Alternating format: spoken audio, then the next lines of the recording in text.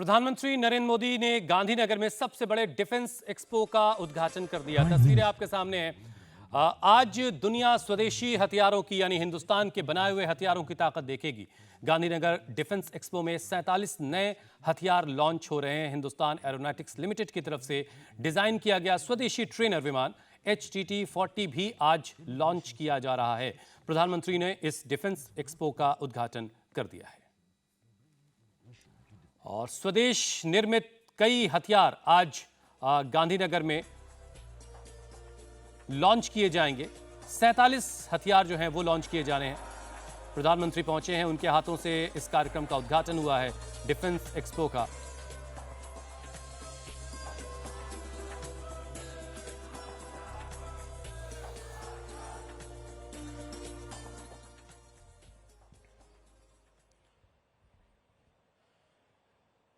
गुजरात के राज्यपाल आचार्य देवव्रत जी, देश के रक्षा मंत्री श्रीमान राजनाथ सिंह जी,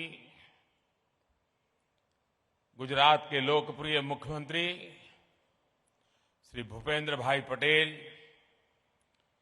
गुजरात सरकार में मंत्री जगदीश भाई, अन्य मंत्रिपरिषद के सारे वरिष्ठ सदस्य, CDS general Ali Chauhan ji, chief of air staff air chief marshal VR Chaudhari, chief of naval staff admiral R हरिर Kumar, chief of army staff general Manoj Pande, अन्य सभी महानुभाव, विदेशों से आए हुए सभी गणमान्य महानुभाव, देवी और सज्जनों, गुजरात की धरती पर सशक्त, समर्थ और आत्मनिर्भर भारत के इस महोत्सव में आप सभी का हार्दिक स्वागत है।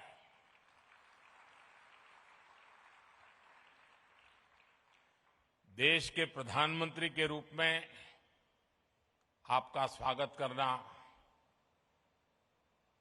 ये जितना गौरवपूर्ण है, उतना ही गौरवपूर्ण इस धरती के बेटे के रूप में आप सबके स्वागत करने का भी मुझे गर्व है।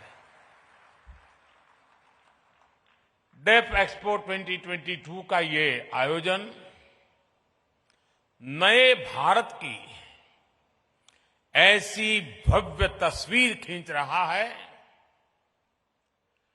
जिसका संकल्प हमने अमृतकाल में लिया है। इसमें राष्ट्र का विकास भी है, राज्यों का सहभाग भी है। इसमें युवा की शक्ति भी है, युवा सपने भी हैं, युवा संकल्प भी है, युवा साहस भी है, युवा सामर्थ्य भी है। इसमें विश्व के लिए उम्मीद भी है, मित्र देशों के लिए सहयोग के अनेक अवसर भी हैं। साथियों, हमारे देश में डिफेंस एक्सपो पहले भी होते रहे हैं, लेकिन इस बार का डिफेंस एक्सपो अभूतपूर्व है। एक नई शुरुआत का प्रतीक है। ये देश का ऐसा पहला डिफेंस एक्सपो है जिसमें केवल भारतीय कंपनियां ही भाग ले रही हैं। केवल मेड इन इंडिया रक्षा उपकरण ही है। पहली बार किसी डिफेंस एक्सपो में भारत की मिट्टी से, भारत के लोगों के पसीने से बनी अनेक विध उत्पाद हमारे ही देश की कंपनियां, हमारे वैज्ञानिक, हमारे युवाओं का सामर्थ्य आज हम लौह पुरुष सरदार पटेल की इस धरती से दुनिया के सामने हमारे सामर्थ्य का परिचय दे रहे हैं। इसमें 1300 से ज्यादा एग्जीबिटर्स हैं, जिसमें भारतीय उद्योग है, भारत के उद्योगों से जुड़े हुए कुछ जॉइंट वेंचर्स हैं, एमएसएमईज और 100 से ज्यादा स्टार्टअप्स हैं। एक तरह से आप सब यहां और देशवासी और दुनिया के लोग भी क्षमता और संभावना दोनों की झलक एक साथ देख रहे हैं। इन्हीं संभावनाओं को साकार करने के लिए पहली बार 450 से ज्यादा एमओयूज और एग्रीमेंट साइन किए जा रहे हैं। साथियों, ये आयोजन हम काफी समय पहले करना चाहते थे। गुजरात के लोगों तो भली बात ही पता भी है, कुछ परिस्थितियों के कारण हमें समय बदलना पड़ा, उसके कारण थोड़ा विलंब भी हुआ। जो विदेशों से मेहमान आने थे उनको असुविधा भी हुई, लेकिन देश के अब तक के सबसे बड़े डिफेंस एक्सपो ने एक नए भविष्य का सशक्त आरंभ कर दिया है। मैं जानता हूं कि इससे कुछ देशों को असुविधा भी हुई, लेकिन बड़ी संख्या में विभिन्न देश सकारात्मक सोच के साथ हमारे साथ आए हैं। साथियों, मुझे खुशी है कि भारत जब भविष्य के इन अवसरों का आकार दे रहा है, तो भारत के 53 अफ्रीकन मित्र देश कंधे से कंधा मिलाकर हमारे साथ खड़े हैं।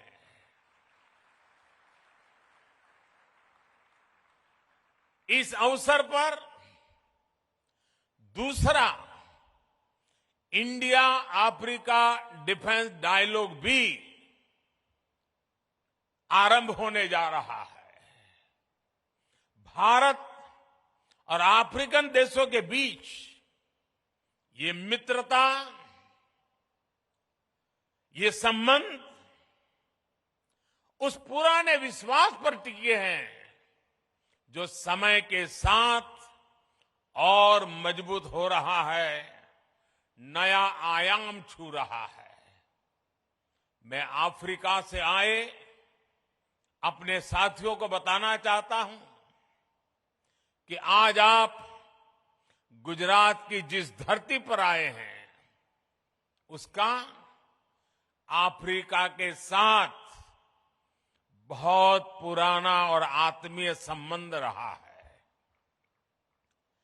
अफ्रीका में जो पहली ट्रेन चली थी, उसके निर्माण कार्य में इसी गुजरात के कच्छ से लोग अफ्रीका गए थे और उन्होंने मुश्किल अवस्था में हमारे कामगारों ने जी जान से काम करके अफ्रीका में आधुनिक रेल, उसकी नींव रखने में बहुत बड़ी भूमिका निभाई थी।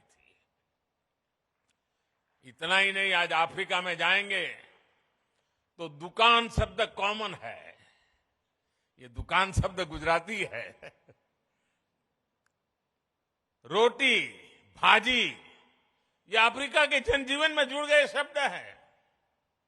महात्मा गांधी जैसे वैश्विक नेता के लिए भी गुजरात अगर उनकी जन्मभूमि थी, तो अफ्रीका उनकी पहली कर्मभूमि थी। अफ्रीका के प्रति आत्मीयता और ये अपनापन आज भी भारत की विदेश नीति के केंद्र में है। कोरोना काल में जब वैक्सीन को लेकर पूरी दुनिया चिंता में थी, तब भारत ने हमारे अफ्रीकन मित्र देशों को प्राथमिकता देते हुए वैक्सीन पहुंचाई।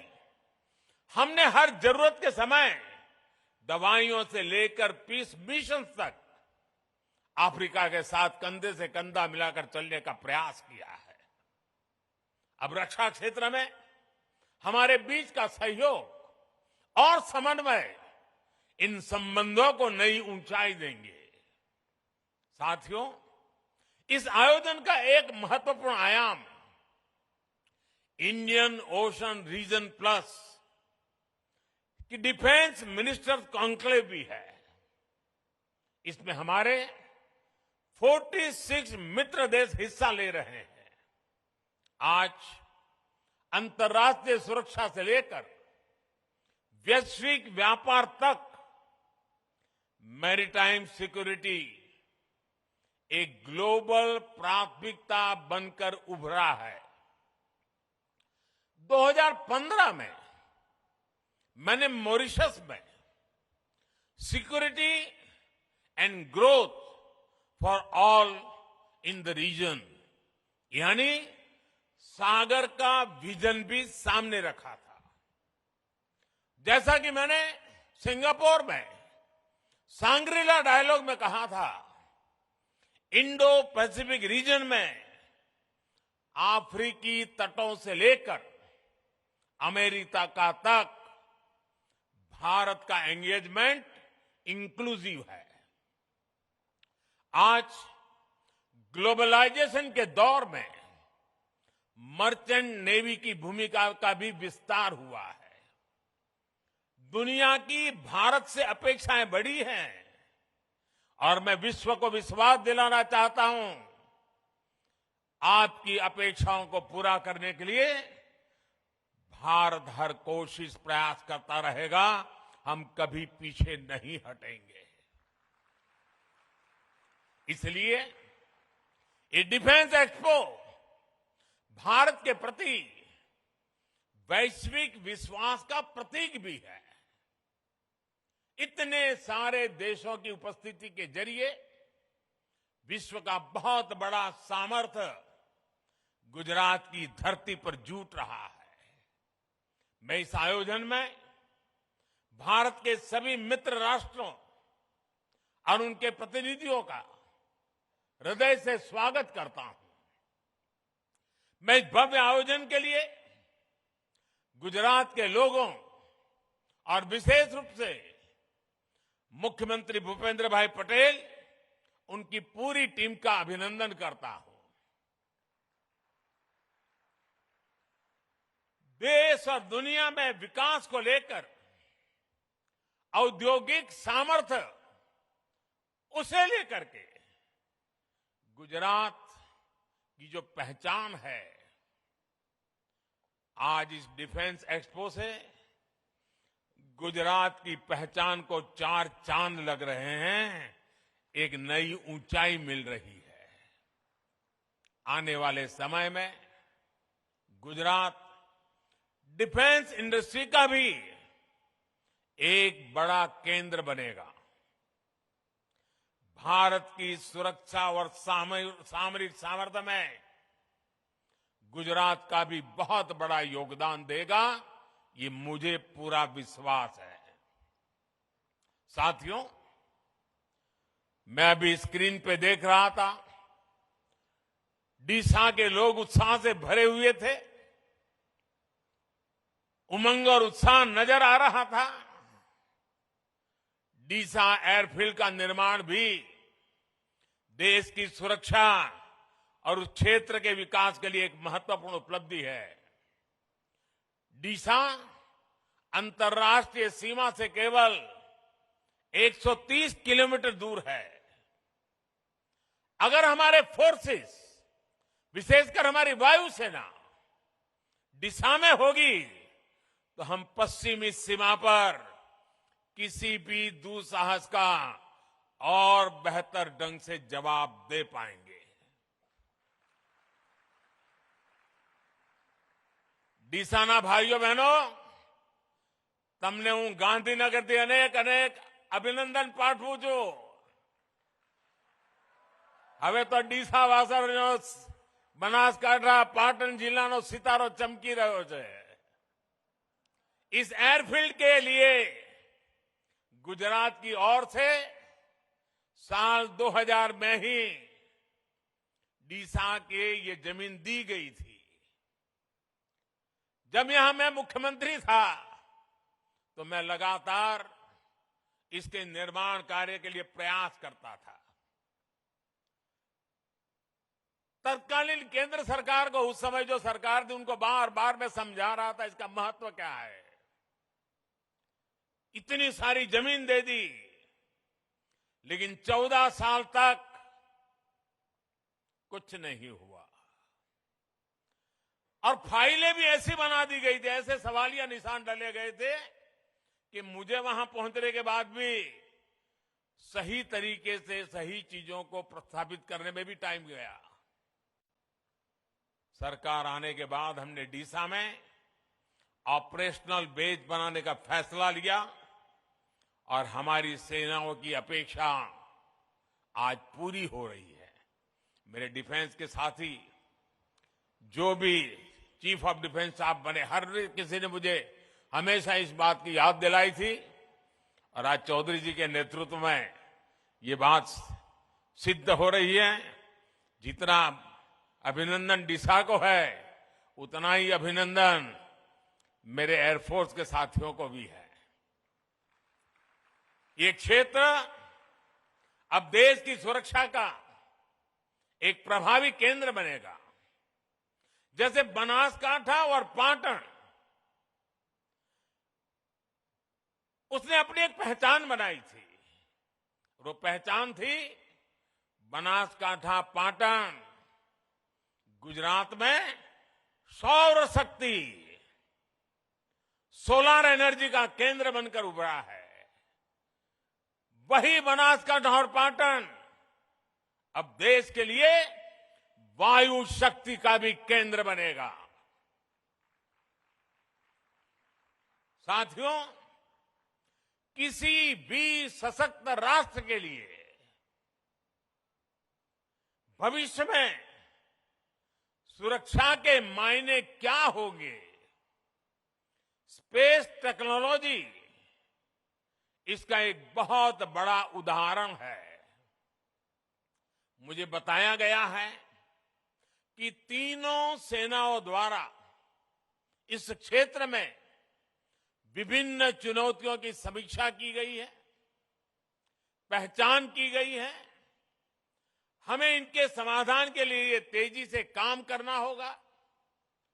मिशन डिफेंस स्पेस देश के प्राइवेट सेक्टर को भी अपने सामर्थ्य दिखाने का अवसर देगा.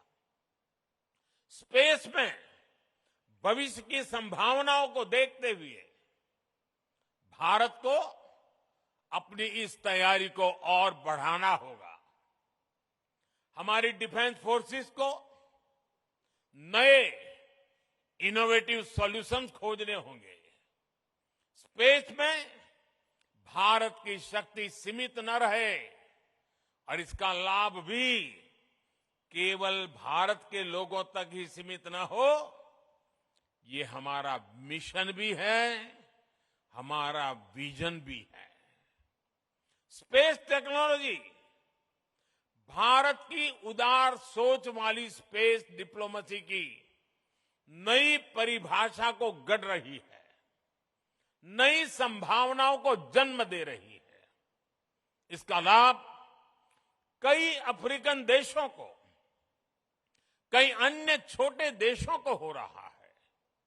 ऐसे 60 से ज्यादा विकासशील देश हैं जिनके साथ भारत अपनी स्पेस साइंस को साझा कर रहा है. साउथ एशिया सैटेलाइट इसका एक प्रभावी उदाहरण है. अगले साल तक आसियान के 10 देशों को भी भारत के सैटेलाइट डेटा तक रियल टाइम एक्सेस मिलेगा. यहां तक कि यूरोप और अमेरिका जैसे विकसित देश भी हमारे सैटेलाइट डेटा का उपयोग कर रहे हैं। इस सब के साथ ही ये एक ऐसा क्षेत्र है जिसमें समुद्री व्यापार से जुड़ी अपार संभावनाएं हैं। इसके जरिए हमारे मछुआरों के लिए बेहतर आय और बेहतर सुरक्षा के लिए रियल टाइम सूचनाएं मिल रही हैं। हम जानते हैं कि स्पेस से जुड़ी इन संभावनाओं को अनंत आकाश जैसे सपने देखने वाले मेरे देश के युवा साकार करेंगे, समय सीमा में साकार करेंगे और अधिक गुणवत्ता के साथ साकार करेंगे। भविष्य को गढ़ने वाले युवा स्पेस टेक्नोलॉजी को नई ऊंचाई तक ले जाएंगे। इसलिए ये विषय डिफेंस एक्सपो की एक महत्वपूर्ण प्राथमिकता है। गुजरात की इस धरती से डॉक्टर विक्रम साराभाई जैसे वैज्ञानिक की प्रेरणा और गौरव भी जुड़ा हुआ है। वो प्रेरणा हमारे संकल्पों को नई ऊर्जा देगी। और साथियों, आज बात जब डिफेंस सेक्टर की बात होती है, फ्यूचर वॉरफेयर की बात होती है, तो इसकी कमान एक तरह से युवाओं के हाथ में है। इसमें भारत के युवाओं को उनके इनोवेशन और रिसर्च की भूमिका बहुत बड़ी है। इसलिए ये डिफेंस एक्सपो भारत के युवाओं के लिए उनके फ्यूचर की विंडो की तरह है। साथियों, रक्षा क्षेत्र में भारत इंटेंट, इनोवेशन और इम्प्लीमेंटेशन के मंत्र पर आगे बढ़ रहा है। आज से 8 साल पहले तक भारत की पहचान दुनिया के सबसे बड़े डिफेंस इंपोर्टर के रूप में होती थी। हम दुनिया भर से माल खरीदते थे, लाते थे, पैसे देते रहते थे। लेकिन न्यू इंडिया ने इंटेंट दिखाया, इच्छा शक्ति दिखाई और मेक इन इंडिया आज रक्षा क्षेत्र की सक्सेस स्टोरी बन रहा है। पिछले 5 वर्षों में हमारा रक्षा निर्यात, हमारा डिफेंस एक्सपोर्ट 8 गुना बढ़ा है। दोस्तों, हम दुनिया के 75 से ज्यादा देशों को रक्षा सामग्री और उपकरण एक्सपोर्ट कर रहे हैं, निर्यात कर रहे हैं।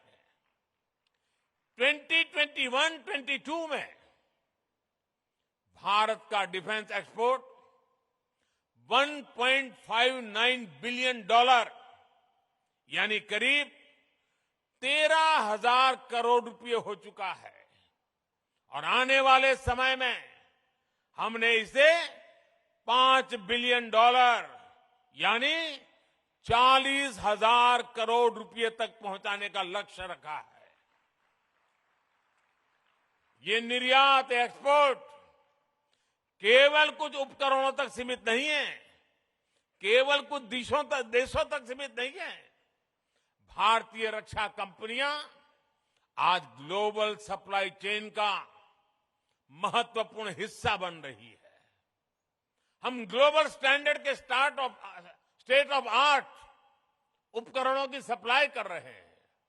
आज एक और कई देश भारत के तेजस जैसे आधुनिक फाइटर जेट में दिलचस्पी दिखा रहे हैं, तो वहीं हमारी कंपनियां अमेरिका, इजरायल और इटली जैसे देशों को भी रक्षा उपकरणों के पार्ट सप्लाई कर रही है। साथियों, हर भारतीय को गर्व होता है जब वो सुनता है कि भारत में बनी ब्रह्मोस मिसाइल अपनी कैटेगरी में सबसे घातक और सबसे आधुनिक मानी जाती है। कई देशों के लिए ब्रह्मोस मिसाइल उनकी पसंदीदा चॉइस बनकर उभरी है। साथियों, भारत की टेक्नोलॉजी पर आज दुनिया भरोसा कर रही है, क्योंकि भारत की सेनाओं ने उनकी क्षमताओं को साबित किया है। भारत की नौसेना ने आईएनएस विक्रांत जैसे अत्याधुनिक एयरक्राफ्ट कैरियर को अपने बेड़े में शामिल किया है। ये इंजीनियरिंग का विशाल और Virat masterpiece Cochin shipyard limited के स्वदेशी तकनीक से बनाया गया है। भारतीय वायुसेना ने मेक इन इंडिया के तहत बनाए गए प्रचंड लाइट कॉम्बैट हेलीकॉप्टर्स को शामिल किया है।